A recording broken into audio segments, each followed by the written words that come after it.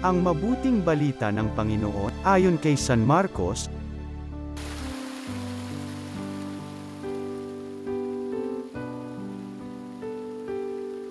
noong panahong yun, muling tumawid si Jesus sa ibayo ng lawa ng Galilea, nakasakay sa bangka.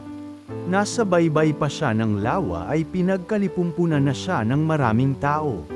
Dumating ang isang lalaking nagngangalang Jairo, isang tagapamahala ng sinaguga. Pagkakita kay Jesus, siya'y nagpatira pa sa kanyang paanan, at ang samo. Agaw buhay po ang anak kong dalagita. Kung maaari, sumama kayo sa akin at ipatong ninyo sa kanya ang inyong kamay upang siya'y gumaling at mabuhay. Sumama naman si Jesus. At sinundan siya ng napakaraming taong nagsisiksikan, anupat halos maipit na siya. May isang babae roon na 12 taon nang dinudugo, at lubhang nahihirapan. Marami ng manggagamot ang tumingin sa kanya, at naubos na sa kapapagamot ang kanyang ari-arian, ngunit hindi siya napabuti kahit kaunti bagkus ay lalong lumubha. Narinig niya ang sinasabi ng mga tao tungkol kay Jesus, kaya't nakipagsiksikan siya hanggang sa makalapit sa likuran ni Jesus. At hinipo niya ang damit nito. Sapagkat sinabi niya sa sarili, mahipo ko lang ang kanyang damit ay gagaling na ako. Biglang tumigil ang kanyang pagdudugo at naramdaman niyang magaling na siya. Naramdaman naman ni Jesus na may kapangyarihang lumabas sa kanya, kaya't bumaling siya sa mga tao at nagtanong, sino ang humipo sa akin? Sumagot ang kanyang mga alagad, nakikita po ninyong nagsisiksikan ang napakaraming tao, bakit itinatanong ninyo kung sino ang humipo sa inyo? Subalit patuloy na lumingalinga si Jesus, hinahanap ang humipo sa kanya.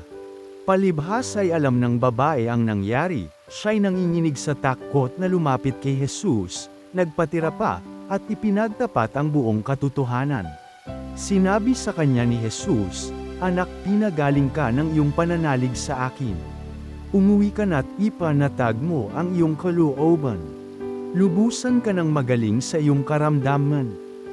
Samantalang nagsasalita pa si Jesus, may ilang dumating mula sa bahay ni Jairo. Patay na po ang anak ninyo, sabi nila. Bakit pa ninyo aabalahin ang guro? Hindi pinansin ni Jesus ang kanilang sinabi, sa halip ay sinabi sa tagapamahala, huwag kang mabagabag, manalig ka.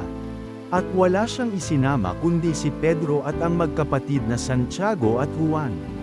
Nang dumating sila sa bahay ng tagapamahala, nakita ni Jesus na gulong-gulo ang mga tao, may mga nananangis pa at nananaghoy. Pagpasok niya ay kanyang sinabi, bakit kayo nagkakagulo at nananangis? Hindi patay ang bata, natutulog lamang. Ngunit pinagtawanan siya ng mga tao. Pinalabas niya ang lahat, maliban sa ama't ina ng bata at sa 3 alagad, at sila'y pumasok sa kinaroroonan ng bata. Hinawakan niya ito sa kamay at sinabi, Talita Kumi, na ang ibig sabihin, sinasabi ko sa iyo, magbangon ka. Pagdakay bumangon ang bata at lumakad. Siya'y 12 taon na. At namangha ang lahat. Mahigpit na ipinagbili ni Jesus na huwag ipaalam ito kanino man, at iniutos niyang bigyan ng pagkain ang bata. Ang mabuting balita ng Panginoon.